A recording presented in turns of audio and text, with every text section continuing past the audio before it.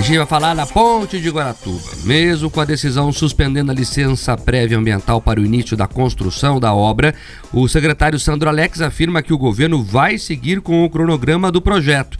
O despacho judicial atendeu parcialmente um pedido do MPF que alegou irregularidades em etapas anteriores do processo. A decisão foi proferida pela magistrada Silvia Regina Salal Brolo, da 11ª Vara Federal de Curitiba. Ela é a mesma que tinha feito aquela suspensão liminar também lá do leilão do lote 1 do pedágio no começo de setembro. O pedido de suspensão agora relacionado ali à Ponte de Guaratuba foi protocolado pelo Ministério Público Federal e alega que a atuação do Instituto Água e Terra, o IAT, com as comunidades locais de Guaratuba não foi correta. Por isso, o órgão solicitou a suspensão prévia de todo o licenciamento ambiental que foi obtido até aqui. Segundo a magistrada, cabe ao Instituto Chico Mendes, que é o ICMBio, coordenar as reuniões com as comunidades locais e entender as demandas e as necessidades da população diretamente atingida por uma obra de grande porte. Na liminar consta que o Instituto pediu complementação de estudos ao IAT, mas mesmo assim acabou emitindo a licença prévia, aguardando o pedido final para emitir a licença ambiental. Com isso, a juíza afirmou que a licença prévia para a obra fica suspensa até que o estudo de impacto ambiental e o relatório de impacto ambiental, também chamados de EIA-RIMA, sejam aprovados pelo ICMBio. Mas mesmo com a decisão judicial, o governo informou que o cronograma do projeto da Ponte de Guaratuba vai ser seguido. De acordo com o secretário estadual de Infraestrutura e Logística, Sandro Alex, as etapas que já estavam em andamento não serão interrompidas. Ele ainda reforçou que o Executivo Estadual vai recorrer da decisão junto ao Tribunal Regional Federal da 4ª Região.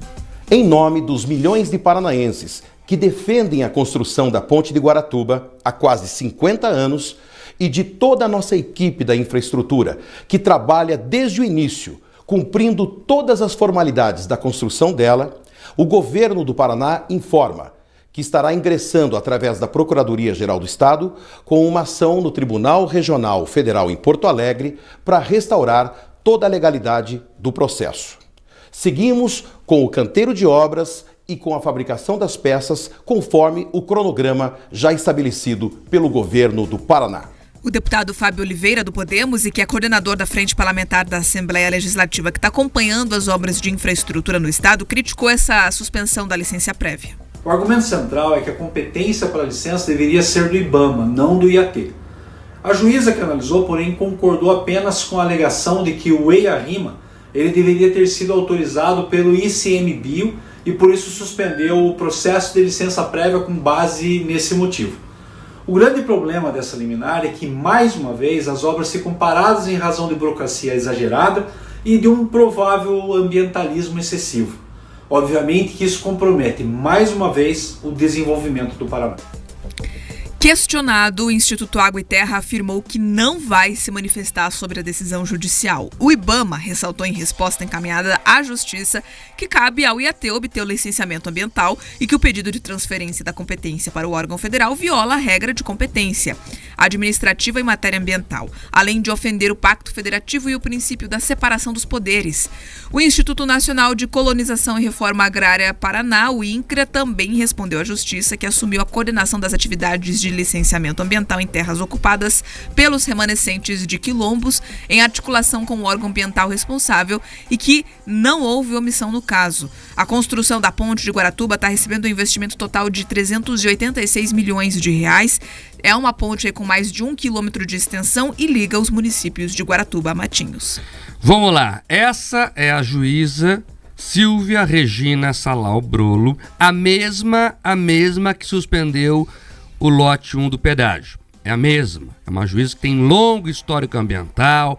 Na faculdade ela entregou trabalhos sobre a questão ambiental. É a paixão da vida dela, né? Então ela fica ali sempre atenta a essa área e dá decisões como essa. Ocorre que a decisão é no mínimo questionável, para dizer o mínimo, porque é baseada em um pedido sem lógica alguma do Ministério Público Federal. E agora vamos explicar aqui no detalhe o que o Ministério Público Federal pediu. Eles pediram, né, como sempre, a consulta às comunidades tradicionais indígenas e quilombolas. Aí oficiaram os órgãos competentes. Veja a resposta do INCRA. Isso aqui está dentro do processo. Eu vou ler o processo. O INCRA diz o seguinte, que não há qualquer comunidade quilombola entre as 46 supostamente atingidas pelo empreendimento na abrangência de 10 quilômetros da ponte. Então eles falaram, tem que ouvir os quilombolas. O INCRA falou, não tem quilombolas perto da ponte. A comunidade mais perto fica a 10 quilômetros e a lei não manda ouvi-los nesse caso. Aí eles foram falar com o pessoal da Fundação Cultural Palmares, que também atende ali os quilombolas e também, em algum grau, os indígenas. Eles falaram o seguinte, as duas comunidades que ficam mais perto, que são a Batura e a Rio Verde, ficam em Guaraqueçaba, a mais de 50 quilômetros da ponte. Então, não tem o que se ouvir sobre essas comunidades. E veja que os procuradores da República, eles, com veemência cobraram. Olha, as comunidades não foram ouvidas. O que é mentira, porque elas não existem perto da ponte, e os órgãos que as protegem, que é a Fundação Cultural Palmares e o próprio INCRA, disseram que elas não têm que ser ouvidas. E as coisas ainda seguem ruins. Que aí tem um pedido que o IBAMA fizesse o licenciamento ambiental. A IBAMA respondeu no processo. Eu vou abrir aspas aqui ao que respondeu o IBAMA no processo. O pedido de transferência de competência para o IBAMA viola a regra de competência administrativa em matéria ambiental, além de ofender o Pacto Federativo e o princípio da separação dos poderes. Ele dá um pito na juíza e fala o seguinte: olha, quem faz isso é o órgão estadual, é o IAT, que está fazendo de maneira correta. Aí, quando as 3 investidas deram erradas, o que eles fazem? Não, então a gente quer o ICMBio, que é o Instituto Chico Mendes, para ajudar no procedimento, e ela anula tudo por isso. Não, tem que chamar o ICMBio, como as 3 tentativas não deram certo, ela inventa uma narrativa qualquer, um argumento qualquer, não, mas tem que ter o ICMBio e suspende tudo, como se algo muito grave estivesse acontecendo. É uma vergonha. É uma vergonha essa decisão, é uma vergonha que o Paraná tenha que enfrentar, mais uma vez, setores militantes do judiciário. E tem mais coisa. Quem pediu para fazer parte desse processo é uma ONG. As ONGs sempre estão por trás disso.